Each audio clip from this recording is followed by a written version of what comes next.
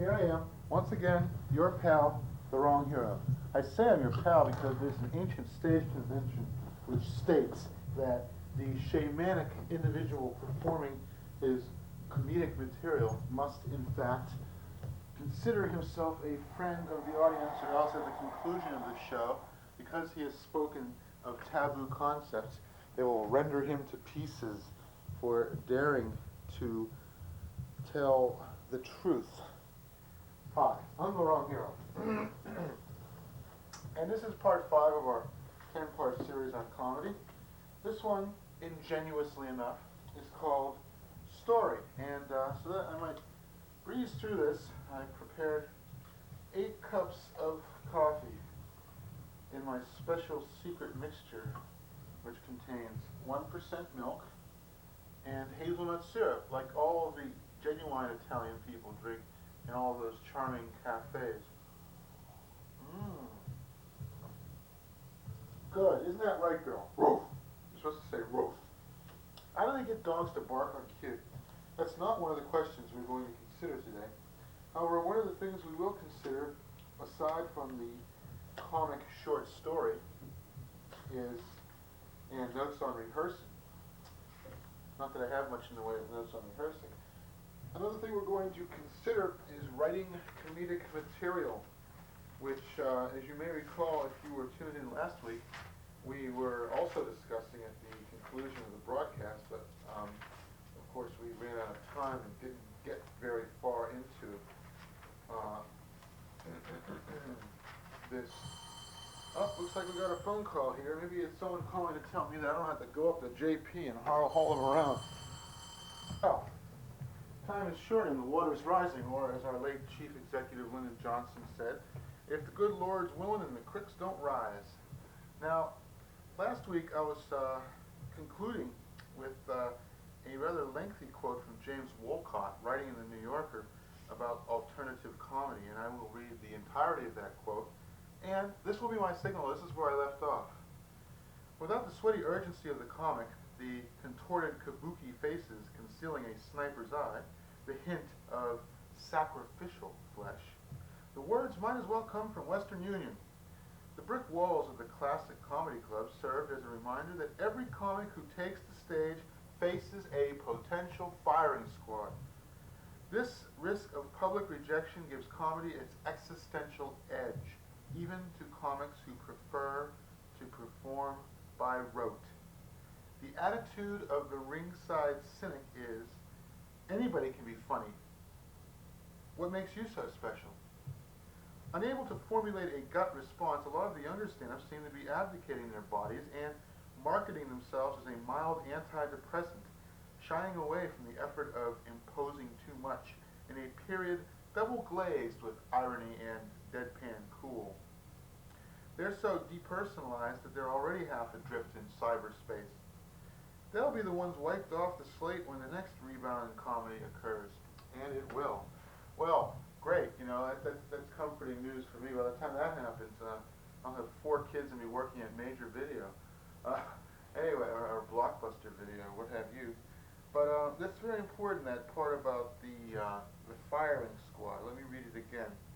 Every comic, I'll be like the university professor who stresses his points by with violence. Every comic who takes the stage faces a potential firing squad. They don't fool around at the New Yorker. They got their prose rhythms down. Every comic who takes the stage faces a potential firing squad. And this is something I recognized in 1986 when, bored with the usual rigmarole of appearing at Stitches, which was then on Commonwealth Ave, I decided to do an anti-comedy set, which was basically, how not to do stand-up. And one of the items, which I took from an article in the now defunct Beat magazine, was using other people's material. So I thought it would be fun if I got some of the material that the regulars at Stitches used and made fun of it. And of course they were all standing in a phalanx, and I commented, geez, I feel like I'm in front of a firing squad here. And I took a orange headband, which I was wearing, for one of my impersonations. I think it was the deer hunter in a pot of boiling water. And I put it over my eyes like, It was my execution. Well, as that famous composer performer Mouse said, some words are best not spoken, some things are best not said. But since this is my public execution, I think I'll go right on ahead.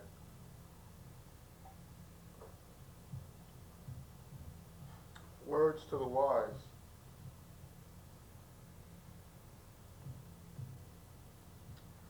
Well, in any event, the world of the stand-up comedian is a complex one. Christine Quinn has said of Jay Leno that there is a certain mechanical quality to his performances, and I quote, "Leno laughs when he's supposed to, doesn't listen carefully to his guests, and never reacts genuinely." That is why it's so difficult for the stand-up comedian to make the big leap to talk show host. The two are similar, but they are not necessarily, the one does not necessarily embody the other, or vice versa. Dave Letterman started out as a TV weatherman.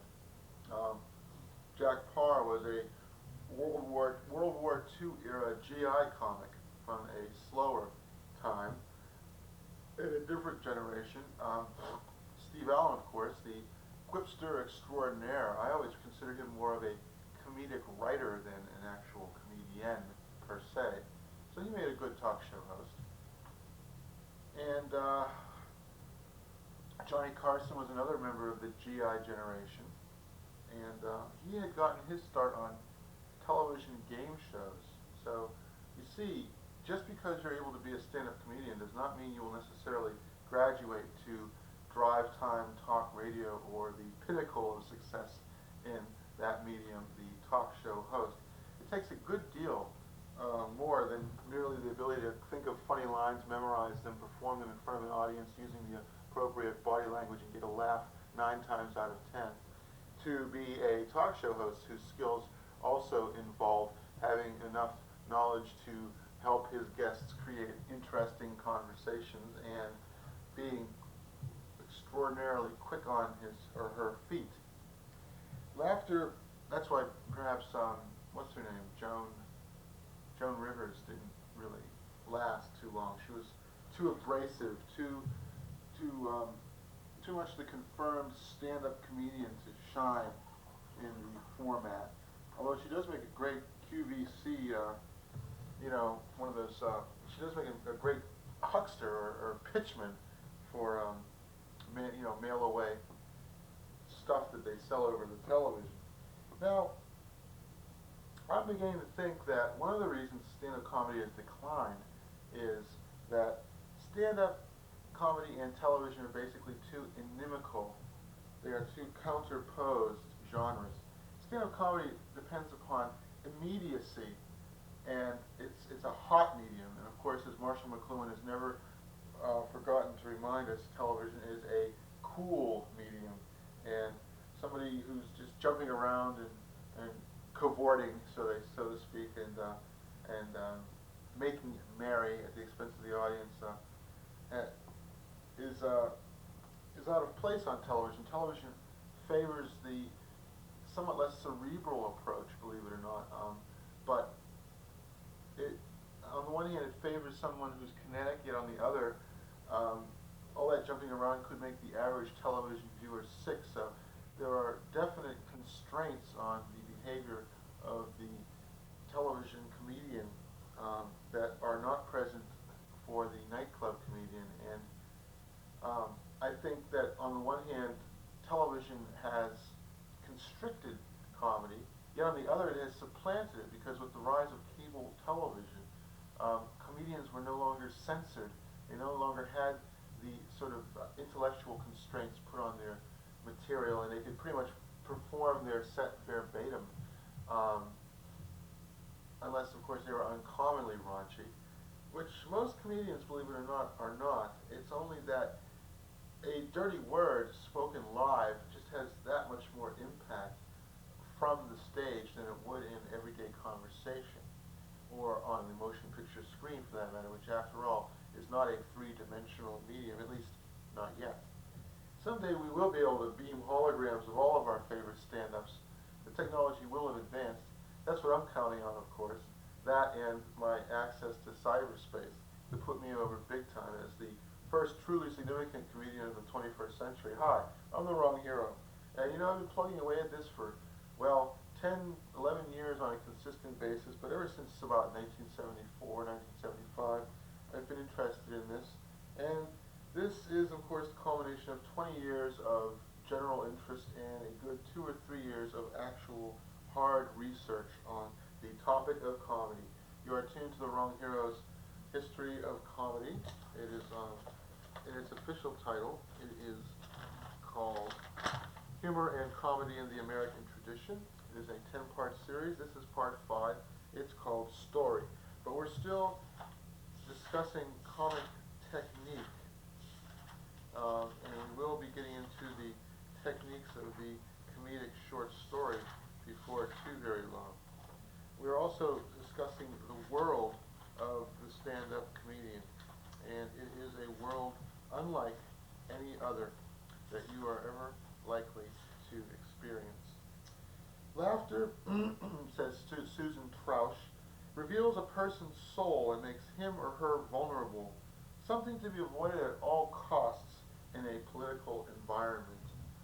Well, that's, of course they say that the eyes are the mirror of the soul, and Susan goes on one better and says that laughter reveals a person's soul and makes him or her vulnerable, something to be avoided at all costs in a political environment.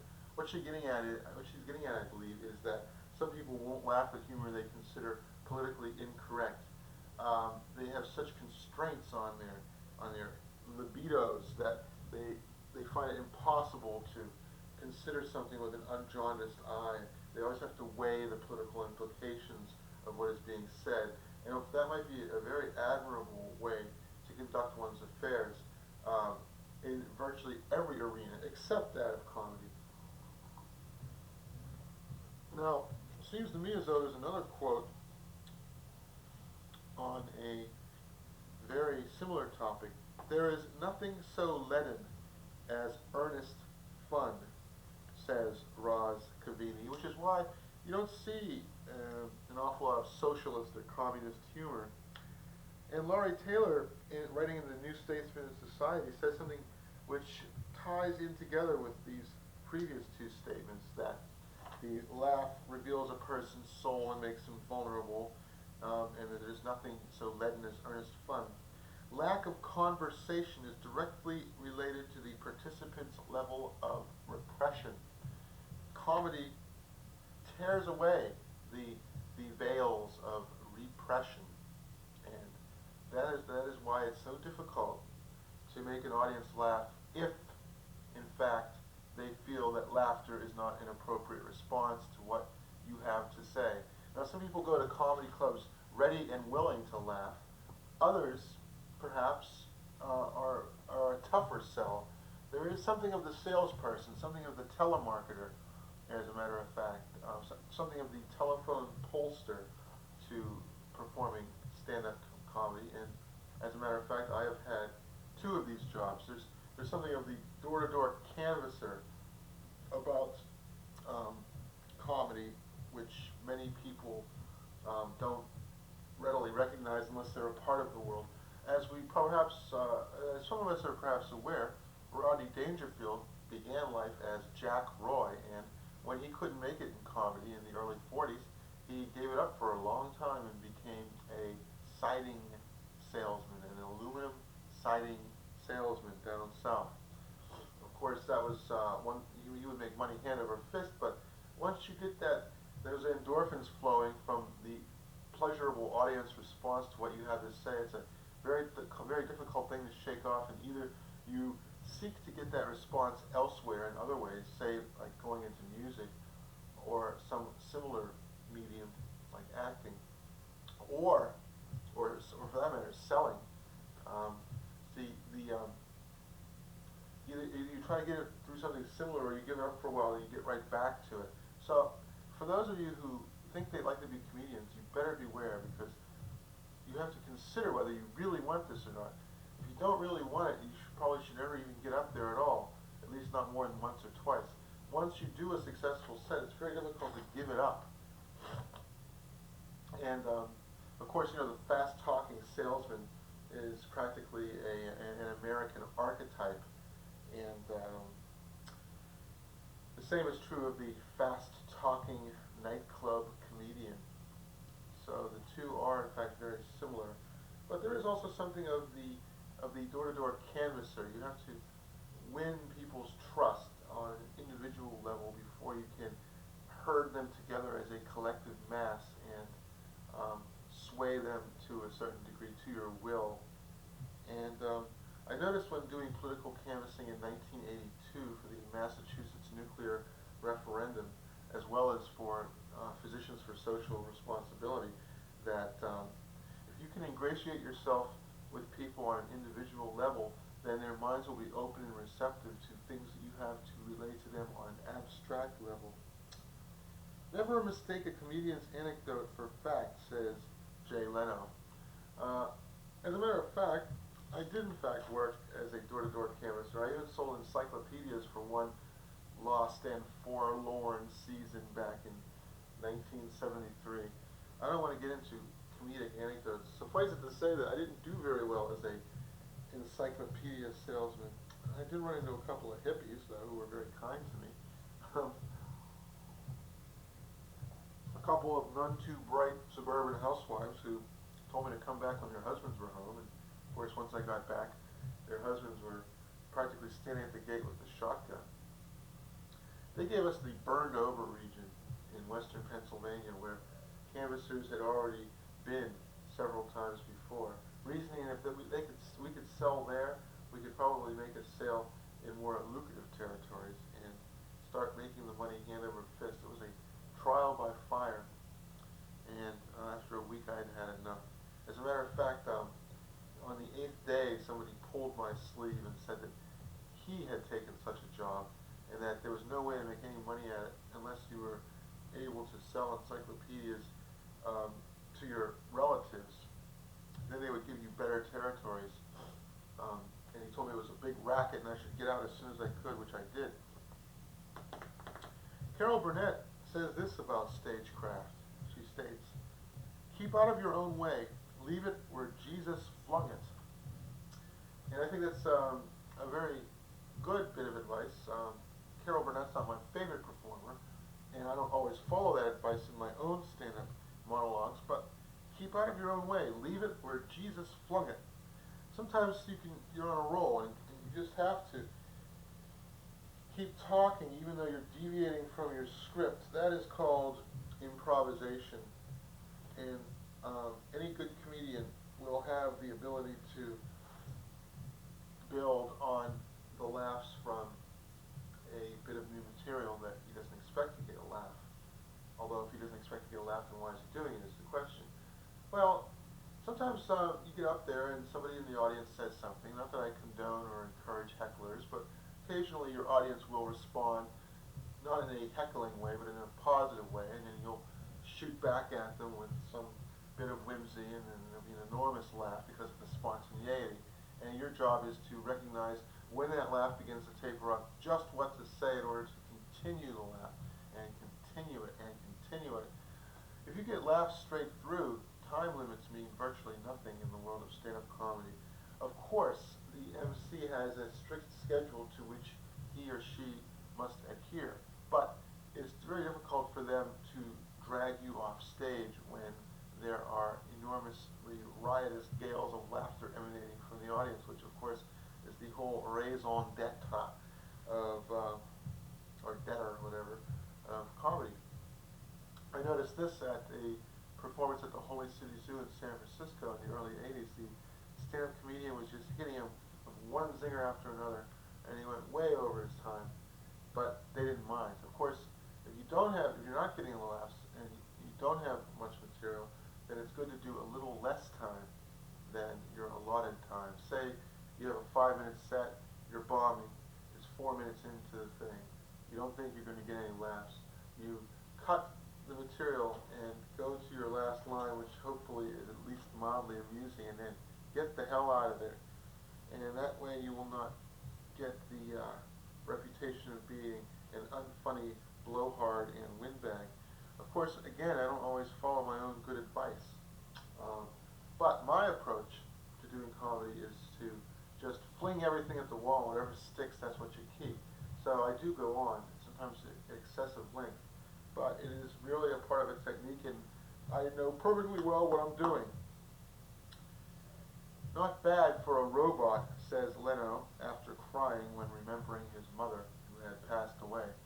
There is a certain impersonality to the stand-up comedian and his function as a sort of all-purpose showman, entertainer, performer, clown, fool, what have you.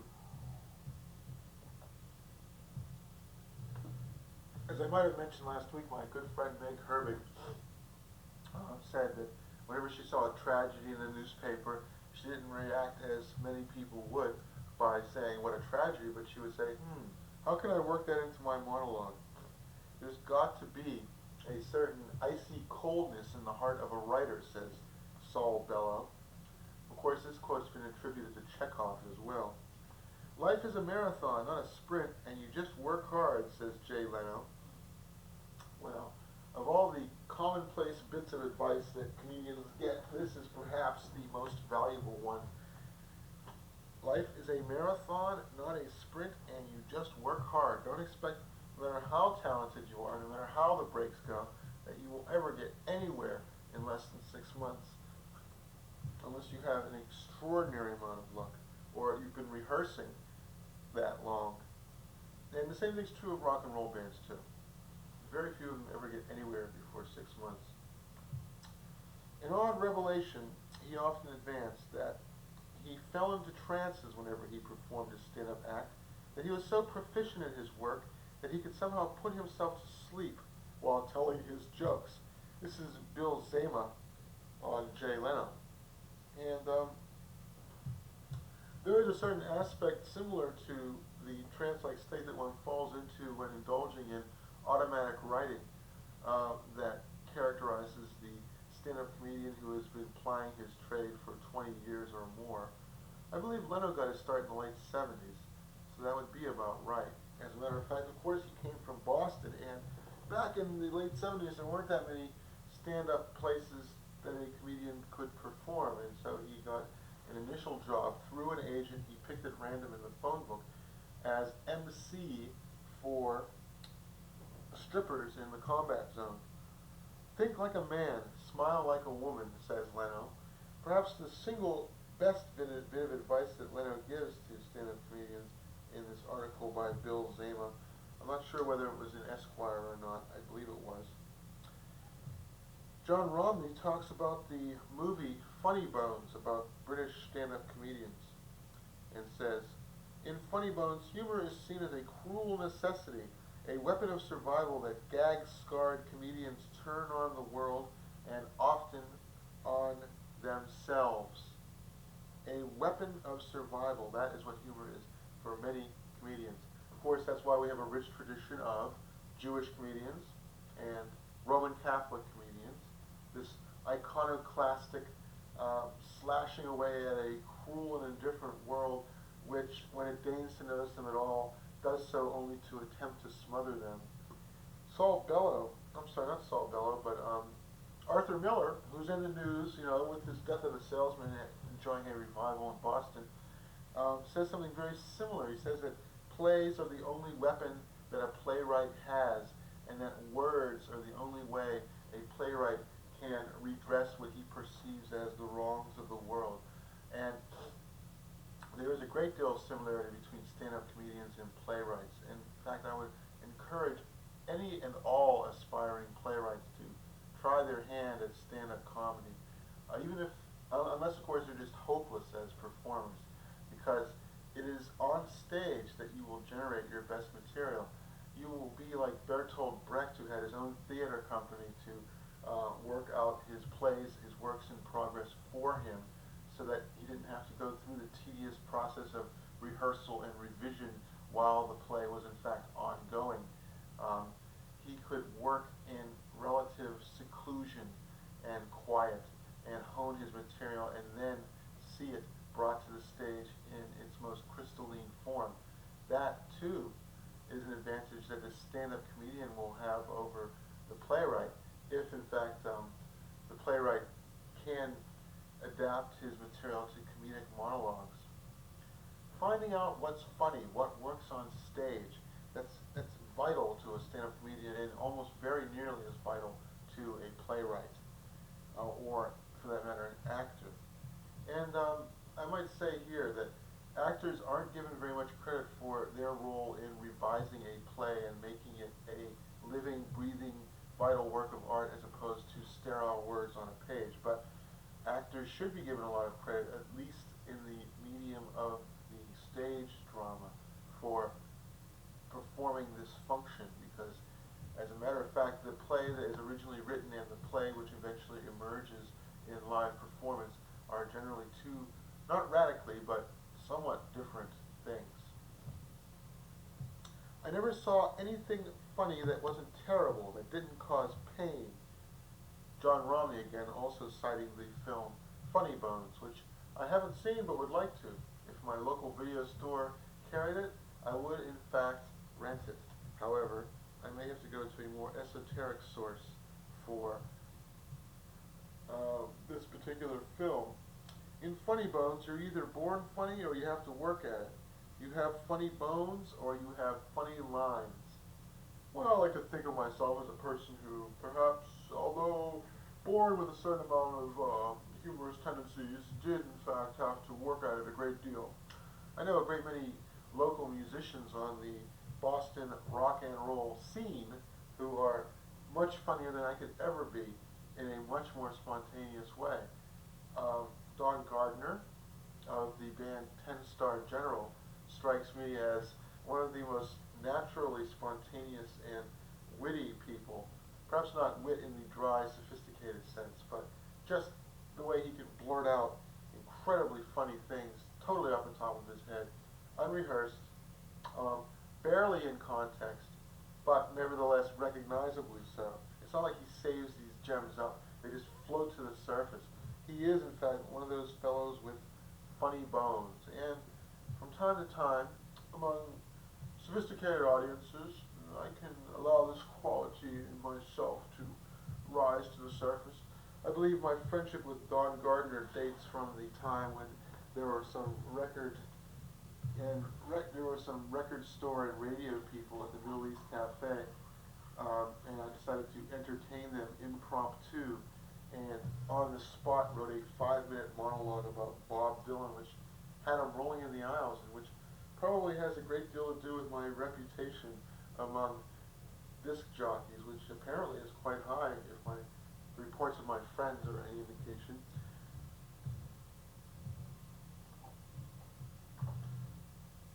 And that, my friends, was about 4 years ago.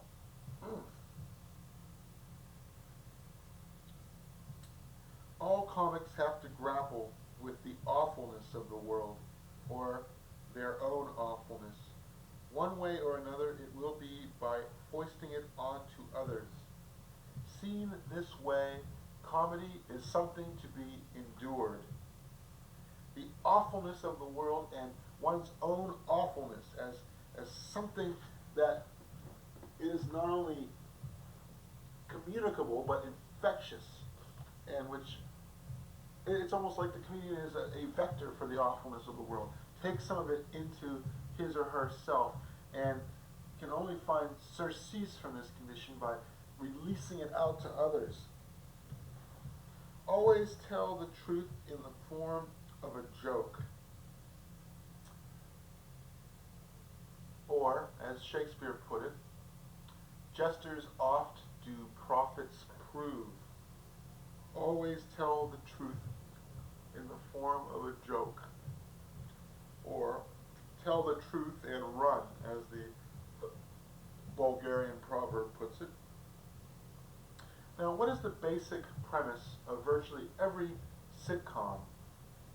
Virtually every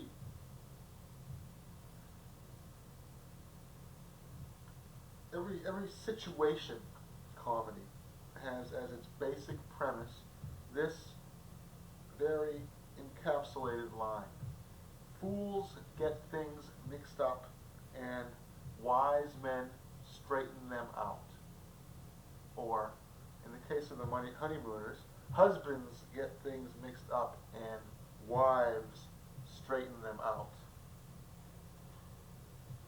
So you have your prototypical split between the honeymooners and Lucy, the Lucille Ball show, in which wives get things mixed up and husbands straighten them out. And that's the Lucy show. And then you have husbands get things mixed up and wives straighten them out. The honeymooners, the twin giants of 50s sitcom humor, and essentially the source for everything which was to follow. Now, this formula was toyed with in the 60s. My Favorite Martian, Mr. Ed, Bewitched, I Dream of Jeannie.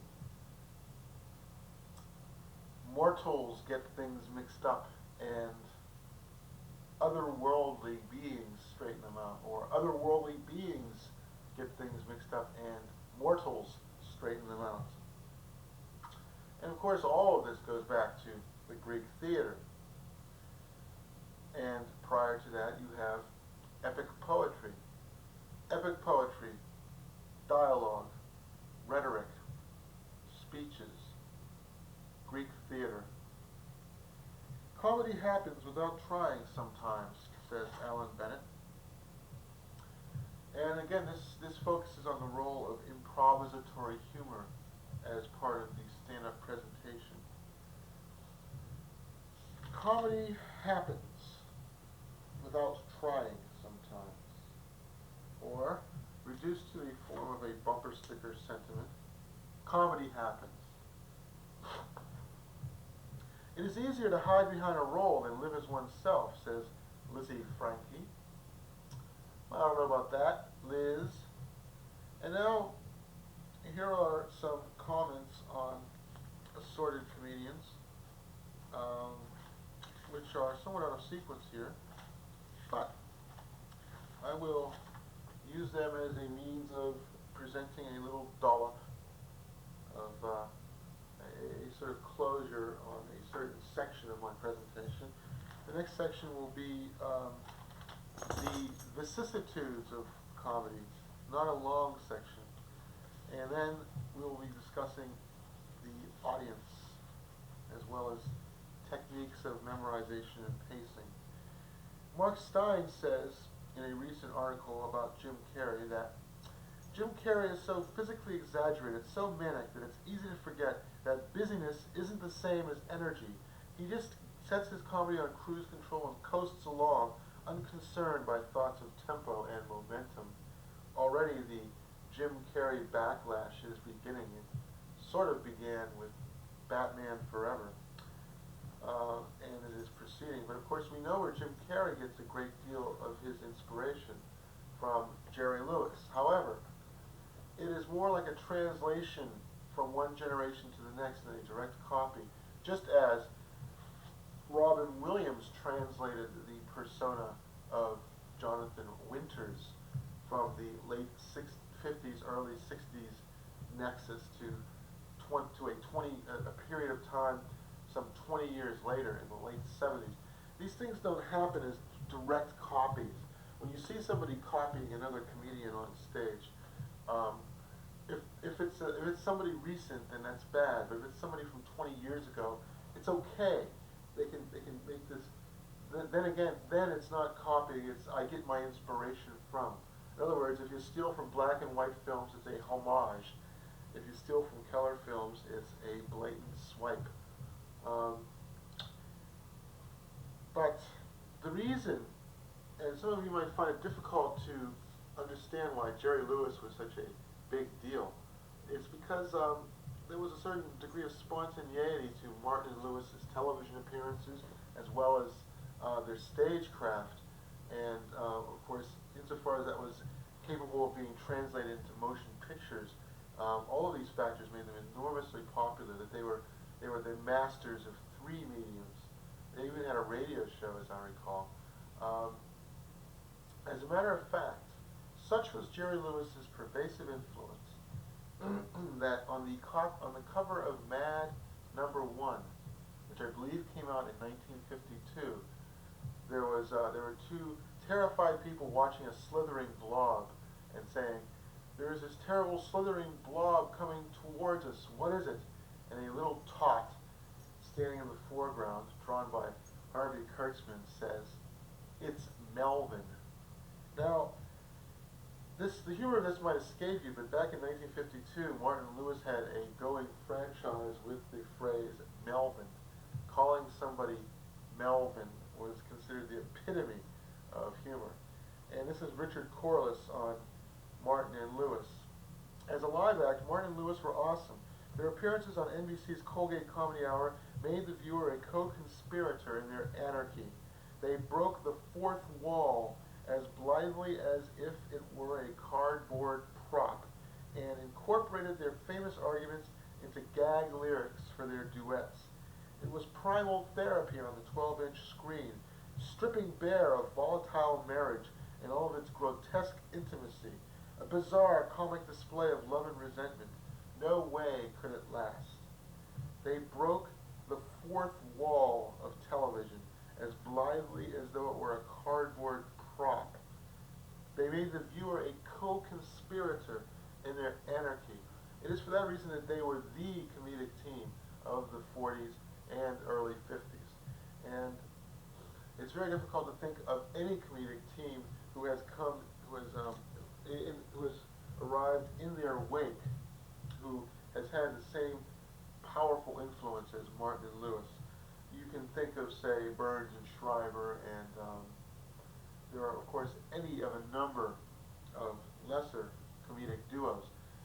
Such was the influence of Martin and Lewis that the comic duo, which of course had its start in vaudeville, as virtually everything in 20th century comedy seems to have had its start in vaudeville, which originally was, of course, invented in Boston.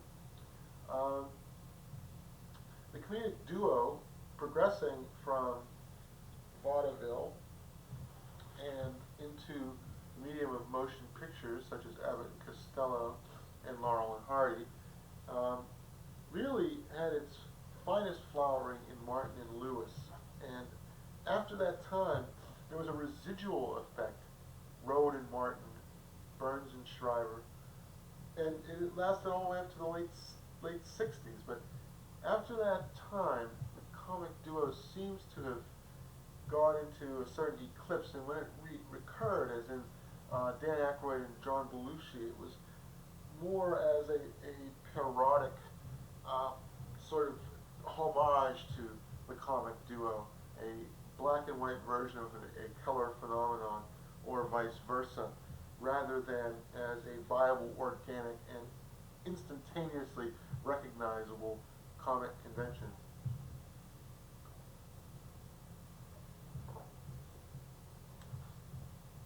Richard Corliss goes on to talk about the importance of Dean Martin, and now there's a 8-hour series on Martin and Lewis, or maybe it's even a 9 or 10-hour series. I'm not sure, maybe it's only 6 hours, but I have it on tape. And so, if you want to know more about Martin and Lewis, you can rent these videos, or perhaps wait until such time as PBS broadcasts them again. It's called Martin and Lewis, Their Golden Years of Comedy. Martin did not make himself available, but of course Jerry Lewis is there with Martin Short and others yucking it up. It will tell you a great deal about that comic team, which was, of course, seminal, regardless of your opinion of Lewis or Martin as individual performers. As a team, of course, they were virtually unbeatable, which is, of course, why Jerry was so devastated when they broke up. He didn't think that there would ever be that magic, in much the same way as fans of the Beatles were devastated when they broke up, or, for a later era, fans of Genesis when they broke up, or, for a later era, fans of the Minutemen when one of their members died, or, for that matter, fans of Nirvana when Kurt Cobain took his life. In any event, Dean Martin was called by Richard Corliss the ideal MC for the years when American industry and entertainment stumbled into decadence. And in fact, this sort of brings me to the point I was making earlier about the comic team as more or less passing away with the expiration of the team of Martin and Lewis, which I believe was roughly 1955. I do recall that The Delicate Delinquent was Lewis's first solo film, and it was intended as a Martin Lewis film, but at the last minute they got some other guy to play the straight man. The straight man in a comic team is the anchor, is much the same way as the bass player in a rock and roll band is the anchor for the flashy lead guitarist, vocalist, frontman. Lewis, a genius at playing an idiot, was the brains of the act. Martin, the gonads. Now, and this sort of relates to something I'm reading, a book by Tony Hendra called Going Too Far, in which he talks about the early years of the National Lampoon and of their comedic review Lemmings, which caused quite a stir in the early 70s. He stated that, they had a mix of these Harvard people, and then they had this mix of these aggressive New York, Boston types, but then they needed at least one person from the Midwest who knew about what ordinary people considered funny, and they knew about the lives of people who were grounded and less up in their cloud cuckoo land of intellectualism. And I think Jerry Lewis was the epitome of the fast-talking, wisecracking, and totally off-the-wall East Coast type of, I wouldn't say cerebral comedian, but I think you know what I'm getting at. He was that one element of the guy with his head up in the clouds. And Martin, of course, from Steubenville, Ohio, Dean Martin was grounded, totally grounded. He anchored that comic team. Political humor. Well, again, I haven't finished reading Tony Hendra's book, but it seems to me, just having flipped through it, that you could date political humor in the United States from 3 landmarks, let's say 4. Mort Sahl in 1960, Lenny Bruce to a certain lesser extent, although the humor he did was far more devastating than Mort Sahl's, in my opinion, and in the opinion of others too. Some people said that Mort Sahl wrote comedy that, although it was clever and had a certain topicality to it, didn't appear to have been written by somebody who genuinely enjoys comedy, whereas Lenny Bruce, of course, was pure id, totally uninhibited, and he was more a satirist than a merely topical political humorist. Well, and of course you have people like Dick Gregory. The 60s were a fine, fine time for political commentary and comedy. Now, then there were the Smother Brothers, of whom it was said by their manager, not their manager, but the network people said that they were not competent to give social comment. And then they had the National Lampoon in the early 70s, from about 1971 to 1975 by Tony Hendra's account. And then, of course, Saturday Night Live. But Tony Hendra has some harsh words to say about television as a medium of iconoclastic political humor.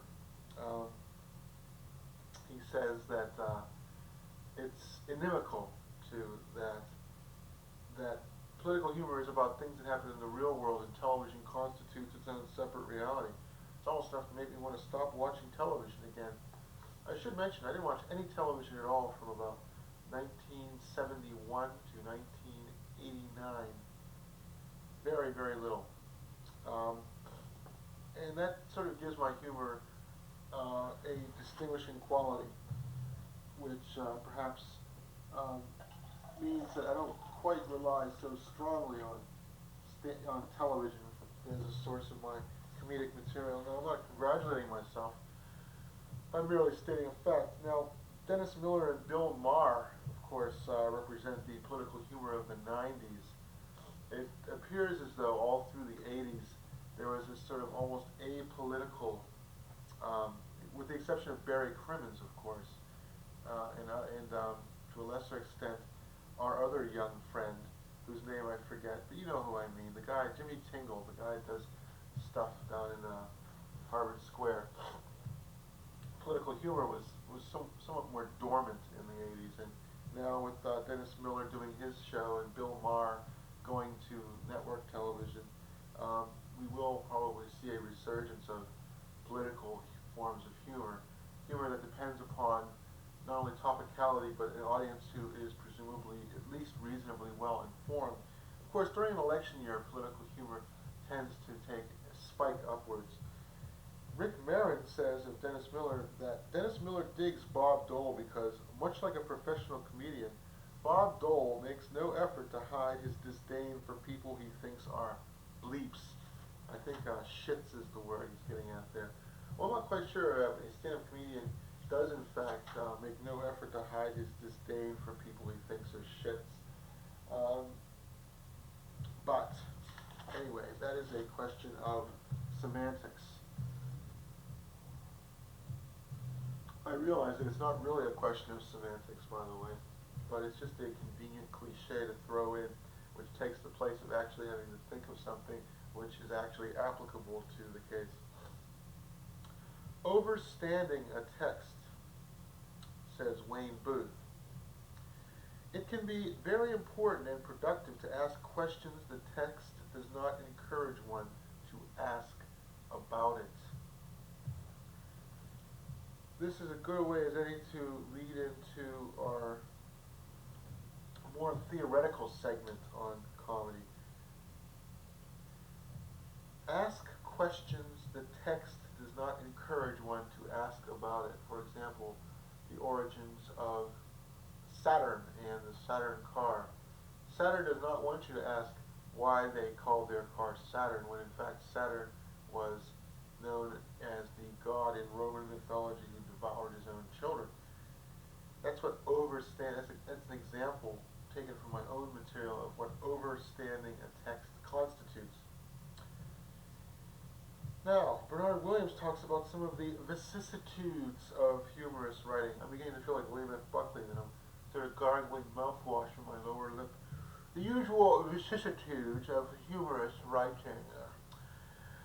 Different times, different cultures, different temperaments, the joke that does not travel. Well, these are indeed great vicissitudes. You cannot assume that a joke that you wrote in 1975 will necessarily be funny 11 years later.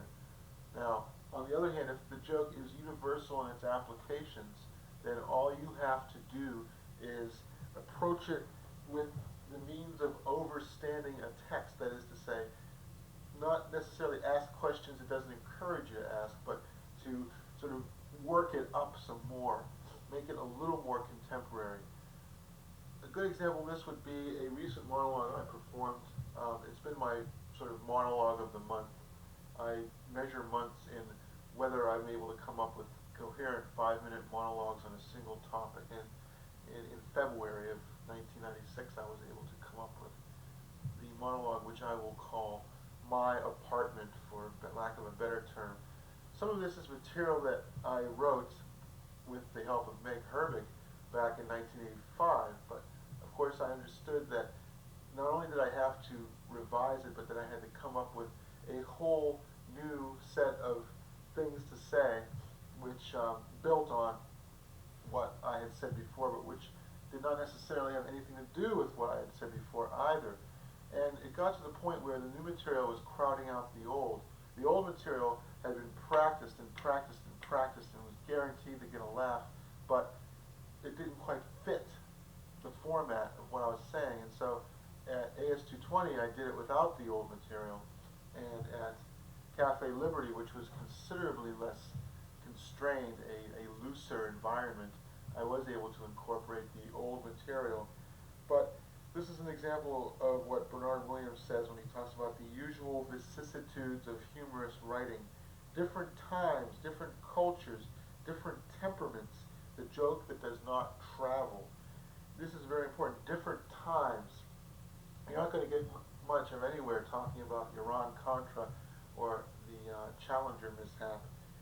Although you might get somewhere with the Challenger mishap. It was recently the anniversary See, you can you can depend on anniversaries so that you can resuscitate your material from 20 years ago if you have material going back that far. But, of course, nothing could possibly fall flatter than telling a topical joke from 1979 in 1996. Jimmy Carter has lust in his heart. That's not the place I usually associate with lust. That might have been Gangbusters in 1976, but it's just a groaner now. Different times, different cultures, different temperaments. Back in 1986, it was cutting edge to make a joke about rap music and how idiotic it sounded. Right now, it would only be considered probably kind of boring and pointless to make that very same joke. Different temperaments, that's another example. Different times, different cultures, different temperaments, all of these can affect the way people receive stand-up material. That's why stand-up comedy is a constantly evolving process, an organic process in that things grow from it. You can't just memorize 100 minutes of material and have it let it go at that. You have to be constantly brachiating. You have to be branching off. You have to be growing the material, much like you grow a plant in loam or humus. Humus. And it's like you start with your jokes and then they slowly evolve into whole monologues. Now, Rodney Dangerfield, or even let's say Henny Youngman, or folks like that, they're a good example of people who have their material down cold. They don't necessarily have to tinker with it that much, but keep in mind they've been in this business for 30 years. 30 years, they can do it on autopilot. And even so, they, particularly Dangerfield, they are still working on their material. They're still working their jokes, trying to improve them, constantly trying to improve them. Ronnie Dangerfield is phenomenal. He will take his monologues, tape record them, go into the bathroom between sets and listen back to the tape to see where he could possibly hone the material which he's been honing for 30 years. Another example of this is The King of Saturday Night, the Billy Crystal film, which was to stand-up comedy what the film American Pop by Ralph Bakshi was to rock music, a sort of amalgam, and every comic with attributes of various stand-up comedians. They sort of trace his career from the late 40s to, or actually the late 30s to the early 90s. And at the end of that one, he's doing his jokes for the old folks. He's doing material he had done 30 years before. And he's still changing it. It's still an ever-evolving process. Well, Bernard Williams goes on to talk not only about the vicissitudes of humorous writing, different times, different cultures, different temperaments, the joke that does not travel. He talks about something he calls paradoxic bulimia. He's speaking here of Umberto Eco.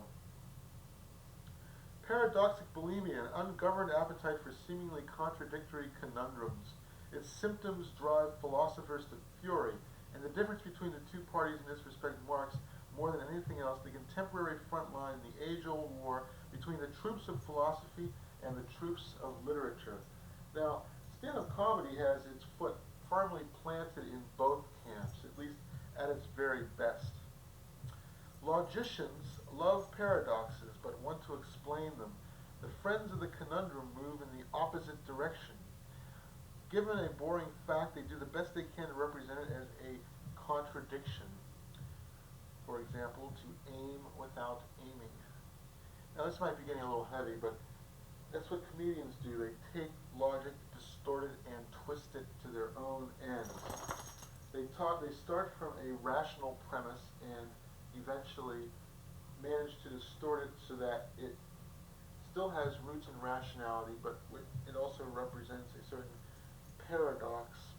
And once they have succeeded in doing this, of course, they have succeeded in creating comedic material as well.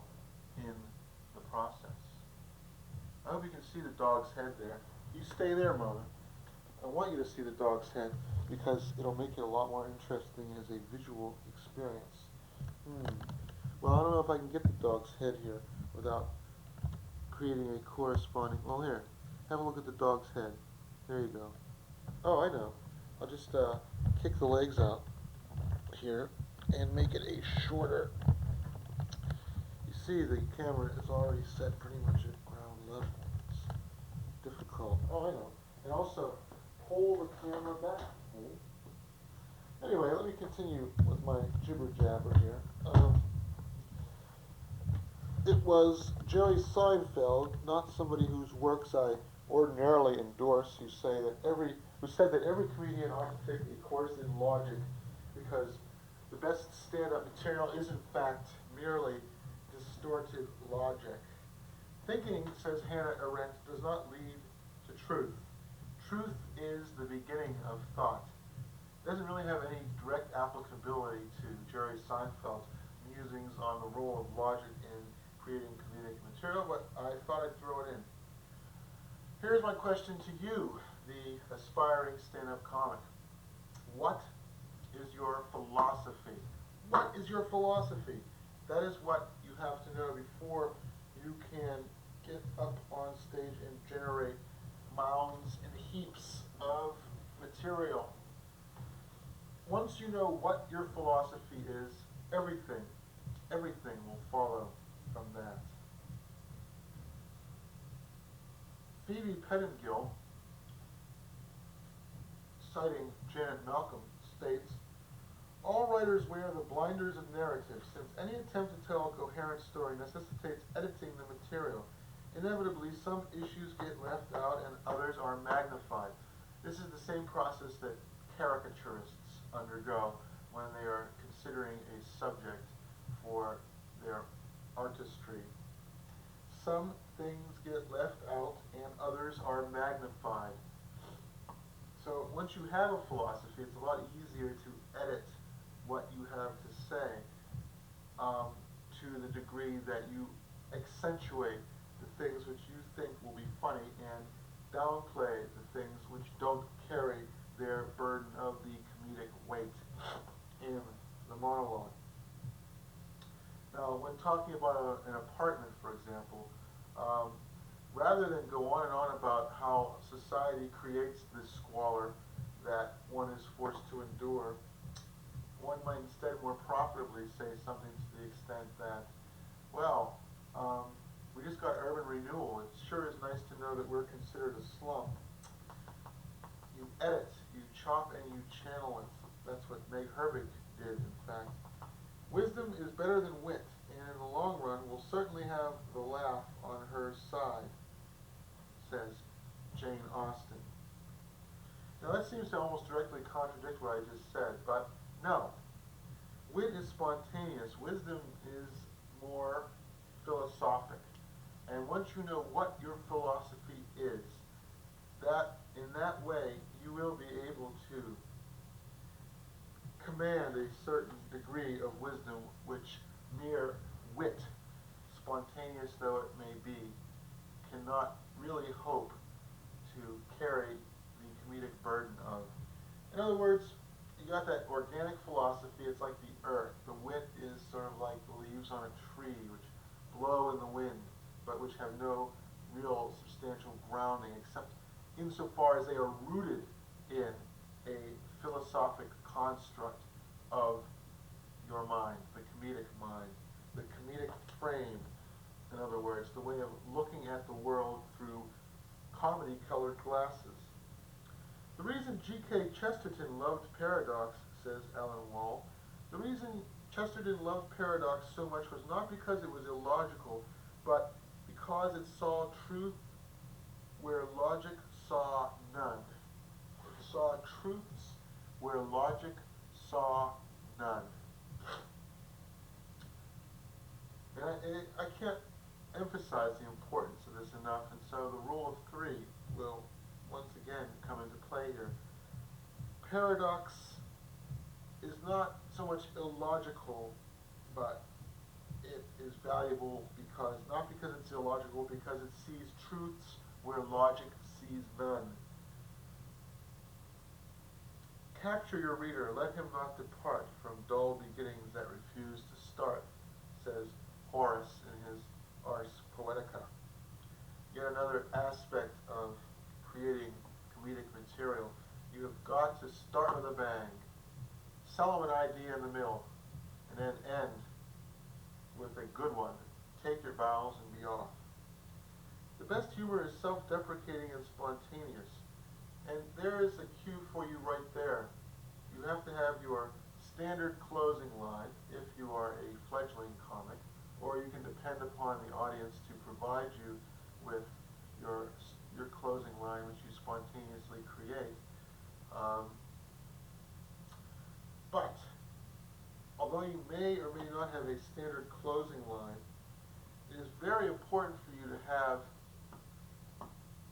a possible opening gambit, not necessarily an opening line, just in case the audience and the way you feel the audience when you first get out on stage to confront them, just in case the audience doesn't provide you right off the bat with an opening gambit, you have to have an opening gambit. Not necessarily a memorized line, not necessarily a sterile and preconceived greeting.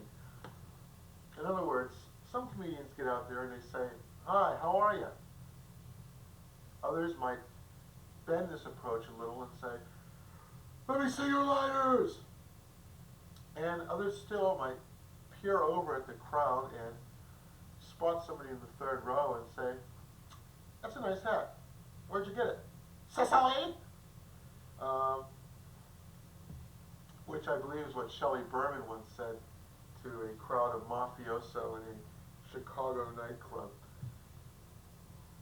Humility? I pass, says Bob Hope. Now, you may not know what to look at him now, but Bob Hope's humor was considered subversive in the 1940s and 50s. He was considered to be an anti-hero. He was, insofar as the 40s and 50s environment permitted it, the accepted alternative to the standard viewpoint of authority. He tweaked authority in much the same way that Martin and Lewis broke down the fourth wall between the audience and the stage performer. Humility, I pass. Nigel Nicholson talks about the police court style. What he really means, I suppose, is the wanted poster style, combining accuracy with extreme simplicity. Now, this doesn't necessarily always work with comedy, unless you're doing yet another bad Dragnet parody. 12 o'clock, Friday, 12 o'clock, me and my partner, etc., etc. But it is good to know that as a building block for creating material, you do have this readily utilizable, simple, extremely simple, basic style to work off of.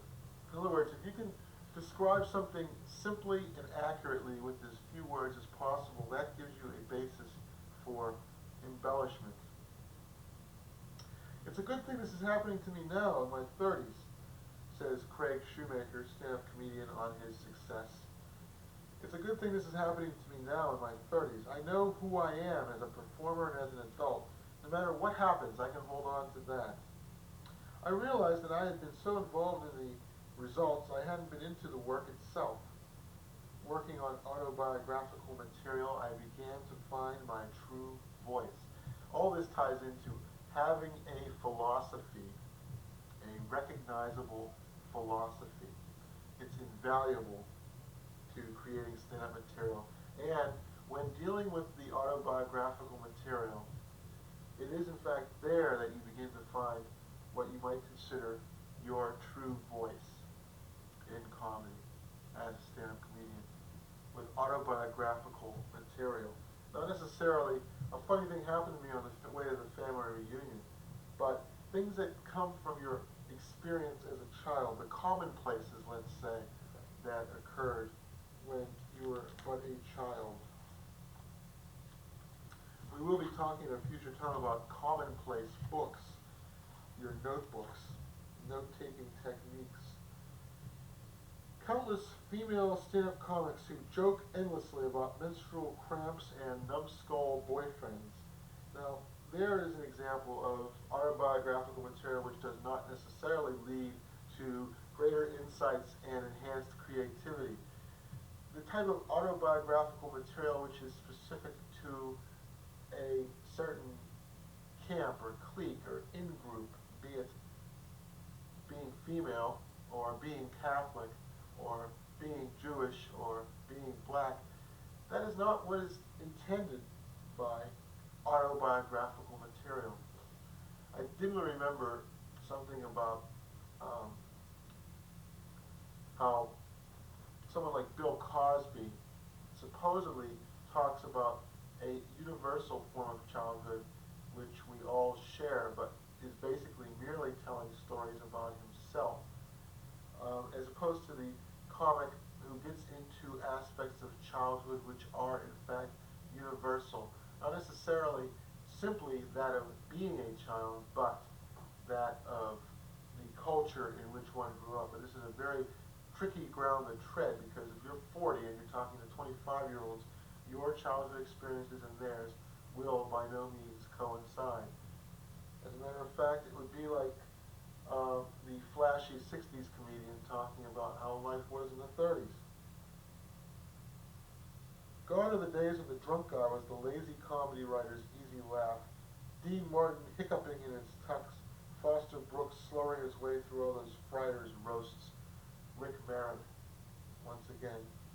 And I have to admire the assonance of his presentation, but that's a point that he makes which is a very important one. Humor tends to be generational, as I've stated time and time again. What one generation considers hilariously funny, another will consider somewhat old hat. And although 2 or 3 generations may pass and eventually the old style will be revived, by that time its practitioners will either be in their 80s, retired, and or dead. Like Jerry Lewis and to a degree Steve Martin, Jim Carrey can make the idiotic seem inspired, and his manic mugging creates some big laughs. So we are of divided minds about Mr. Carrey and his talents and how they are in fact applicable to the comedy of today. So basically this is the missing link between Jerry Lewis and Jim Carrey, none other than Steve Martin. We're talking 1955 and then 1978 and now 1995.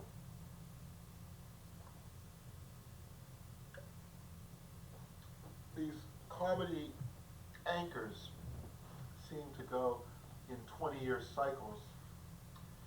And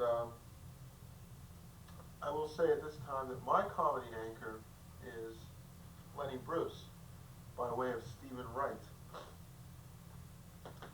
But other comedians have different comic anchors, and God help you if your comic anchor is Carrot Top or Jim Carrey with no recognition of Steve Martin and Jerry Lewis.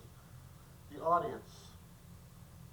Oh, but if you are swiping some other comedian's set, it behooves you not to be arrogant and to be as nice and ingratiating a person as you possibly can. If, on the other hand, you're totally original, it still behooves you to be nice and as ingratiating as you possibly can, because people who are original have an even harder time of it than people who are derivative. This section is about the audience, and unfortunately we appear to be 1 hour and 10 minutes or so into a presentation without actually getting to the actual topic of the presentation, which is, of course, the comic short story, but we will have time to discuss that. We'll probably be getting into that in the next half hour or so. Now, Sun Tzu, in his Art of War, talks about ground. What he's talking about, of course, is the battlefield. And he says that the battlefield can be classified according to its nature as accessible, indecisive, constricted, precipitous, distant. Each condition is distinct and carries specific dangers. This can be almost directly applied to comedy. Audiences can be accessible. This theater in the round experience where they're right on top of you, you're working a runway, they're seated on either side of you, that can be very dangerous because they can see you sweat, and you have to work not just the front rows but the entire room because they're all so close to you. Constricted is much the same sort of thing. It's a small room, they're all crammed in there.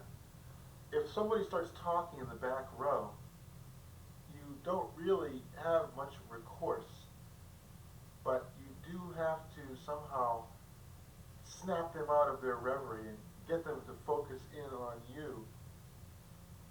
Distant. You're talking a room where the entire 15 front rows are vacant. A lot of comedians say, oh, come on, move up, sit over here. And there's a reason for that. When you have that distance, howsoever many rows between you and the beginning of the audience, then all of your best material, which normally goes to the first 3 to 5 rows, all of your best intonations, your best body language, it tends to be diminished by distance. So these are just 3 of the 5 examples that Sun Tzu talks about. Ground, that is to say, in this instance, the audience may be classified as accessible, constricted, or distant. I ain't afraid of death. I'm in show business. I died 1,000 times, says Joan Rivers in her review, Sally Marr. Sally Marr, of course, was Lenny Bruce's mother, also a showbiz personality. Deadpan humor. Let's talk a little bit about deadpan humor. What deadpan humor basically consists of is the notion that for every action there is an opposite and equal reaction. So if something really outrageous occurs, rather than strongly reacting to it in one way or another, your passive, stony indifference to the indignities that the world heaps upon you constitute deadpan humor. And of course, the master of deadpan humor was Buster Keaton. And unfortunately, we probably won't have a great deal of time to get into Buster Keaton and his mastery of this form. But perhaps at some other time we can devote a couple of hours to all the material that I keep saying I don't have the time to discuss now. Now let's talk a little bit about the levels of group interaction. One of the few things I actually learned in college. Wow, this dog's eyes are incredibly bloodshot. I suspect she didn't get much sleep either. Well, anyway, there are basically 6 levels of group interaction. To think that I spent $80,000 on college and this is about the only practical information I got from my education. Well, actually I was on scholarship, and actually the real tab was probably more along the lines of 4,000 bucks.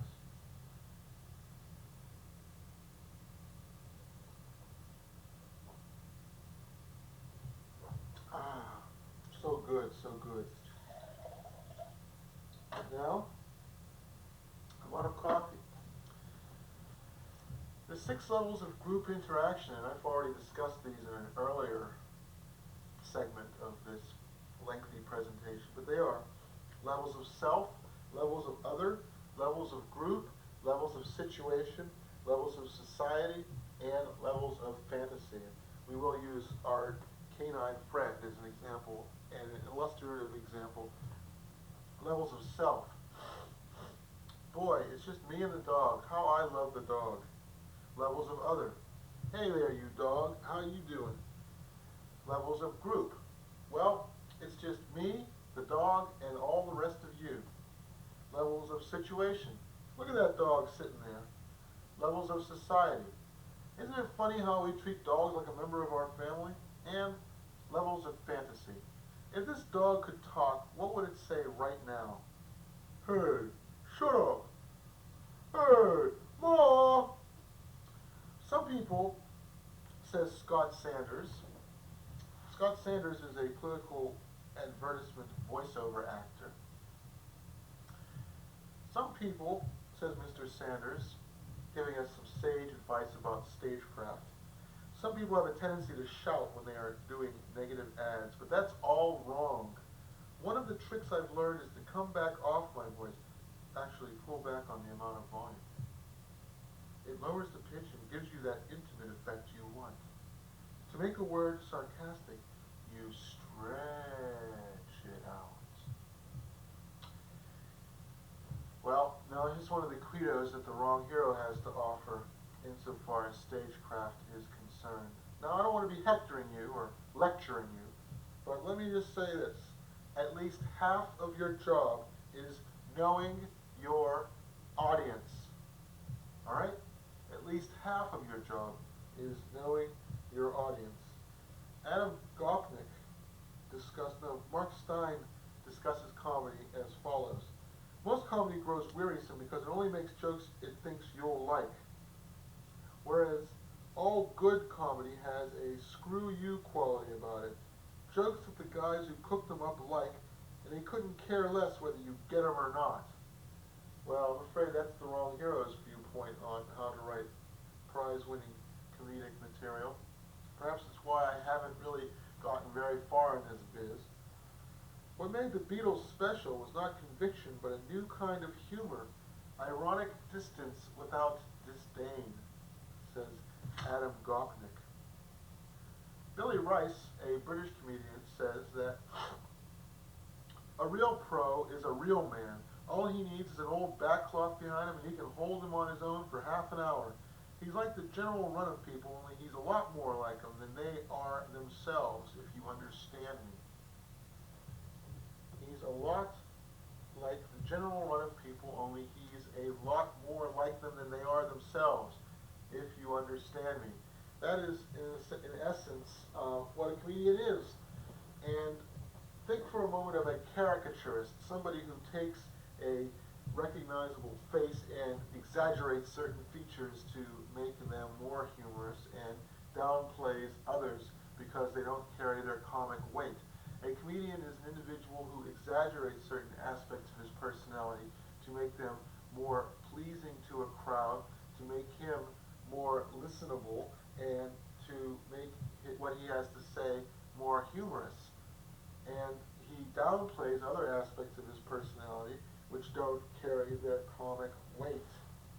Woodrow Wilson, in a much quoted statement concerning speech writing, stated, "If I have to speak 10 minutes, I need a week for preparation. If 15 minutes, 3 days. If half an hour, 2 days. If an hour, I am ready now." Prolixity, which is, of course, running on and on at the mouth without so much as stopping to take a breath, is a deadly sin, particularly now when people's attention spans are considerably shorter. And what Wilson has to say about the virtues of brevity is, as they say in Great Britain, spot on. And you do have to spend about 20 minutes for every minute is a good rule of thumb. So if you're going to be working up a 10-minute speech, you're going to have to spend at least 3.5 hours writing it. Think of it like that. His words at the beginning were pitched low deliberately. It was then that the ears of his audience strained to get what was being said, and the maximum attention immediately secured, says Edwin O'Connor on comedic technique in his book, The Last Hurrah. His words at the beginning were pitched low deliberately. It was then that the ears of the audience strained to get what was being said, and the maximum attention was immediately secured. Now, this is a good technique, but don't take it too far. It is good to start out at a relatively restrained pace so that you have somewhere to build to. But, on the other hand, unless you're Stephen Wright, it's not very good to start out at a total deadpan monotone with no affect whatsoever, because you may alienate a significant portion of the audience who has no appreciation of this technique as a form of comedy, as I once did back in, I believe, January of 1996, when I started out at this sort of deadpan, couldn't care less, and had to fight to get the attention of the audience, and of course ran way over my time because I was fighting to get their attention instead of merely being permitted to do my monologue and then split. You know you've gone on too long when people clap after what you have to say, even though it wasn't particularly funny. You know you've gone on too long when people not only heckle you, but heckle you aggressively. You know you've gone on too long when people heckle you aggressively and you have a quick rejoinder to what they have to say. Nobody laughs at what you have just said. When everybody is a critic, says Colin Whitehead, nobody is an audience.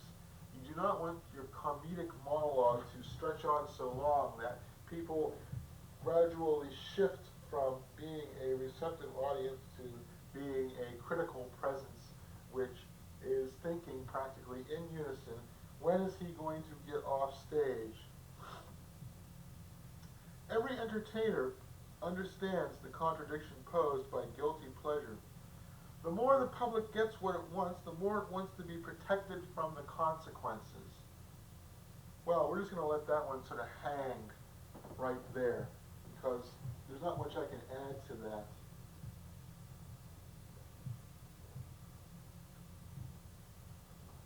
However, maybe that's why controversy doesn't sell as well as it otherwise might. By laughing at a controversial viewpoint, you are essentially endorsing it. And if it's too controversial, unless you've been led along that path by a sort of ruthlessly consistent logic, you're just not going to find it in your power to laugh. You're going to feel repressed. Of course, if your entire audience is of like-minded individuals, then you have no problem. If you want to be funny, it's usually a good idea to let the audience laugh at you before you ask it to laugh with you, says Gary Giddens. Well, I'm not entirely sure of that, but I have found that occasionally poking gentle fun at the MC can get a very rousing laugh, but you have to be careful not to alienate the MC, because you may be making repeat appearances in that venue and you don't want to create an enemy for life. And MCs are very touchy. Woody Allen says, the audience is never wrong. Yes, that is true. The audience is never wrong. If they're not laughing, it's your fault. It's not their fault. They can be stupid. They can be cavemen, plasticine individuals. It is your job not to say you're a lousy audience, but to say, gee, I'm sorry, let's talk about this instead. And if that doesn't work, get the hell out of there. Roger Ailes, the political honcho, says, you're also sending signals of what kind of person you are by your eyes, your facial expression, your body movement, your vocal pitch, tone, volume, and intensity, your commitment to your message, your sense of humor, and many other factors. The words themselves are meaningless unless the rest of you is in synchronization. So, there's more to comedy than simply writing humorous material, far more. If you're a mere gag writer, you have a far easier time of it, because as a gag writer, your principal job is to think of funny things. But if you're a comedian, not only are you considered obligated to think of topical material, and most comics don't have gag writers helping them, they do write their own material. If you're a comedian, you have to know how to use your eyes, your facial expression, your body movements, your vocal pitch, tone, volume, and intensity, and your commitment to your message. Are you on message? Are you off message? Your sense of humor, and many other factors. The words themselves are meaningless unless the rest of you is in synchronization. Doc Schweitzer in the book campaign, in the magazine Campaigns and Elections, has some helpful hints on public speaking. He says, check out your crowd and warm up ahead of time. Have something to say. Attract the audience's attention. Stimulate their interest. It's tough to have something to say, all right? Not to put too fine a point on it. Guess you're the only bee in my bonnet. Yes, we're not going to get to all this stuff about Buster Keaton and W.C. Fields this week, I can see. However, Jolson made, you know Al Jolson, in 1917 he made a big splash. How did he do it? Jolson used the cry, "You ain't heard nothing yet," to best effect at a war bonds benefit at New York's Metropolitan Opera in 1917, when he recited the phrase as he ran on stage immediately after Caruso had sung Vesti la Guiba. It was this kind of chutzpah that had made Jolson the highest paid performer in America. So when you're faced with a hopeless task in following the act which has preceded you, be it because of the lachrymose quality of the entertainment, or because they were just so outstandingly funny that you could never possibly hope to top them, what you have to do, rather than crash on the shoals of a numbing depression which renders you incapable of functioning, you have to override. A good deal of comedy has to do with the what I call the primate brain override. You have to override your initial feelings and just get out there and attack. Now, to talk a little bit about the primate brain override, it's what enables you to override your feelings. You have the lizard brain, which you have no control over. It separates light from dark, heat from cold, and then you have the mammalian brain, such as is possessed by our friend here. It regulates the internal body temperature. And then you have the primate brain, which our friend here almost has, and that, of course, enables you to remember things and to make tools and to conceptualize. But if you want to override the primate brain, then you have to go beyond what you're thinking and the situation and how it makes you feel and how it affects you on a physical level. You have to use mind power to just snap yourself into a totally different frame of mind. It's like a little switch in your head, and someone's got a toothpick jammed in there. It's like, bummer, man, that guy was so good I can't follow him. Then your hand reaches up and you snap that toothpick in half and you turn that switch off and you say, hey, I've got something to say, and I'm going to say it right now. You ain't seen nothing yet. Newt Gingrich says, I have a reputation, so when I give a speech or make a tape, people are likely to listen to me. It's getting easier for me. It's not quite as brutal. Now, I'm not sure I agree with anything Newt Gingrich has ever said except that.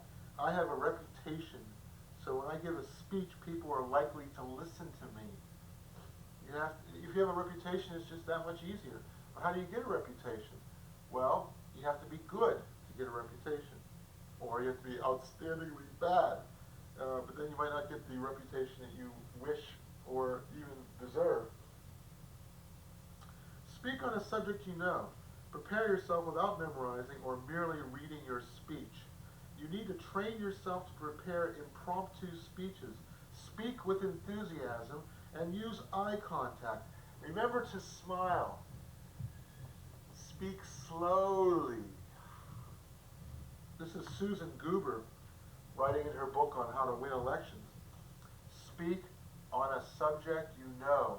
How many times you got to tell this to a writer? Write what you know. Speak on a subject you know.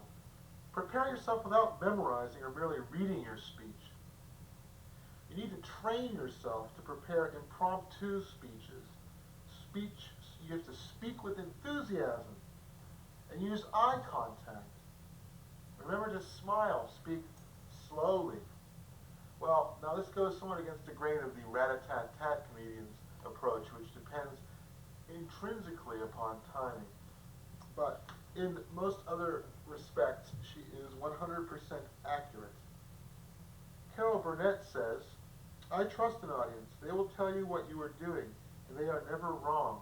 They are never wrong. So keep that in mind. Of course, I'm the wrong hero, and I am always wrong. I am always wrong. It was Freud who most clearly identified the regressive psychological processes operative in the crowd, while later psychoanalysts took up the theme in an attempt to decode fascism. Now we're going from Carol Burnett's optimistic assessment to the crowd as being never wrong to a statement which more or less equates the crowd with the mob, the brutal, barely sentient, organic phenomenon which swamps all in its path. These are two aspects of the audience, and they are inextricably intertwined. A collective consciousness is also a collective unconscious. And so, not only do they have a certain commonality in the way they think, but they have a definite commonality in the way they feel and in the way in which things affect them on a gut level. You have to give the audience an experience they normally don't get, or one they long for in their everyday lives. This show got into emotions. I thought, wow, that's where the mother lode is. Maybe it's a cliche, but if you overlook it, you end up with a product that leaves the audience feeling cheated. Emotions, says Harvey Bullock. That's where the mother lode is. Emotions. Now let's just think for a minute. How can you begin a comedic monologue?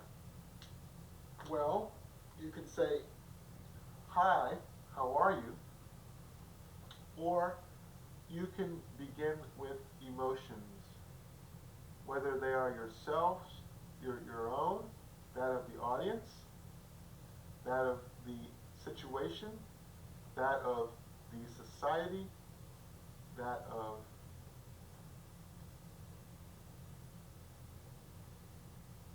others.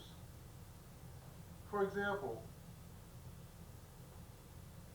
you could say, I'm mad, or a funny thing happened to me, or it's hot in here, isn't it? Or, how are you feeling? How are you really feeling? I'll tell you how I'm feeling. These are like attention getters. They deal on at a primal level, not with thought, but with feelings. Remember, the audience may be in a somewhat broad way a similar one when it comes to what they think, but you know for sure that they are almost identical when it comes to how they feel, because they are human and they all feel the same types of feelings. If it's hot, they will feel hot, not as single individuals, but as a collective group.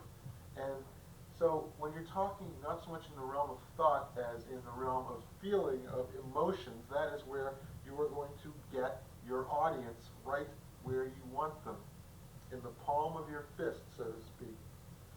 I have never mixed preaching and entertaining. Clearly, I was no leadbelly, said Bobby Short. And that's a key component to being an entertainer. You don't want to mix preaching with entertaining. Of course, Rita Mae Brown says that preaching without entertaining is propaganda, and entertaining without any social content whatsoever is television. So, you do want to have a certain degree of a grounding in a philosophy, whether it be a deliberately absurd and distorted and exaggerated comedic philosophy, let's say like that of Rush Limbaugh, or whether it is a philosophy characterized by its utter absence of deep thought, like say Deep Thoughts by Jack Smalley, which of course aren't deep thoughts at all. And clearly the humor in this situation resides in the fact that they are not, in fact, deep thoughts. They are the most shallow possible thoughts, but incredibly funny because they purport to be deep. In the book Quest for the Presidency, 1988, the authors describe how George Bush was beginning to look pretty bad in the polls, and Roger Ailes whipped him into shape by showing him the tricks of nonverbal communication. Because nonverbal communication, when you communicate verbally, you're appealing to the thoughts of the crowd. But nonverbal communication goes directly to their emotions. How to show calm with a smile. And strength with the stab of a hand. How to convey an air of command simply by sitting straight up or on the forward edge of his chair.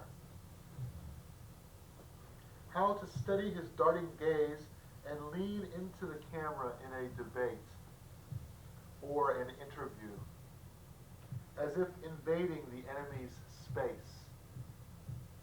How to size up an adversarial situation in 7 seconds and then take charge of it.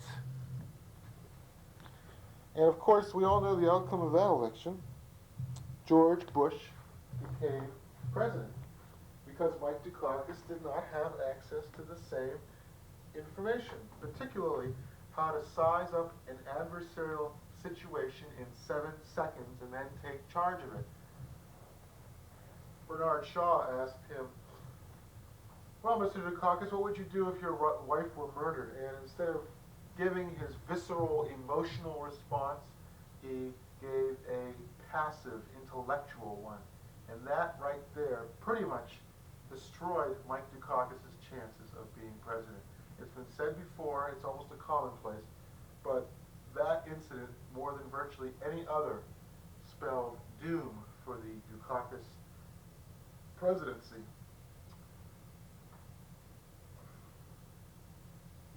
Keep your dreams if you like, but work with what you have, says Lance Morrow. I think that's very good advice. Work with what you have.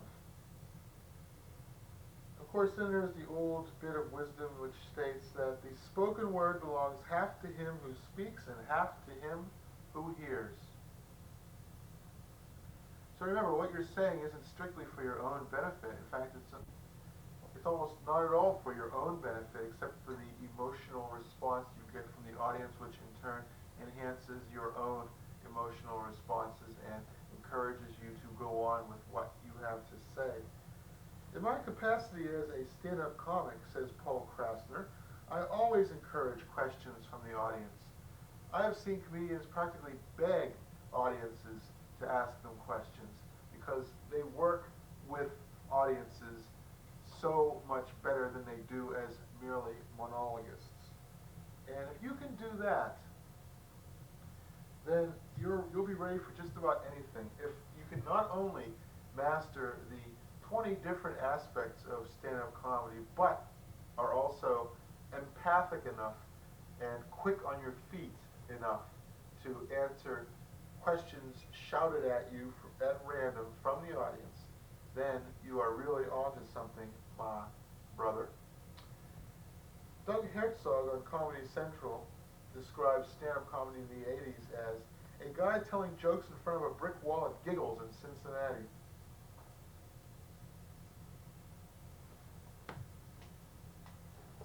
In Maclean's magazine, they talk a little bit about how 100 good laughs are considered the equivalent of 10 minutes of rowing. They also talk about how a genuine smile is contagious.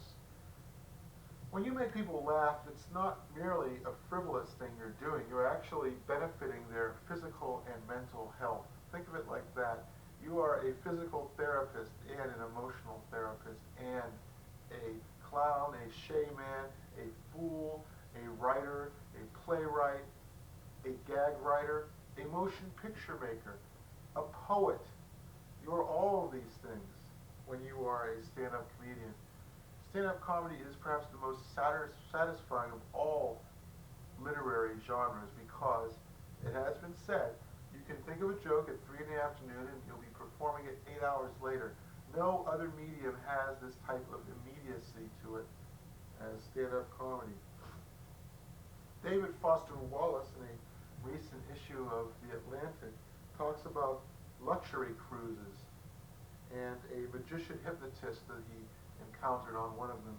He first states that there is something about a mass market luxury cruise that's unbearably sad.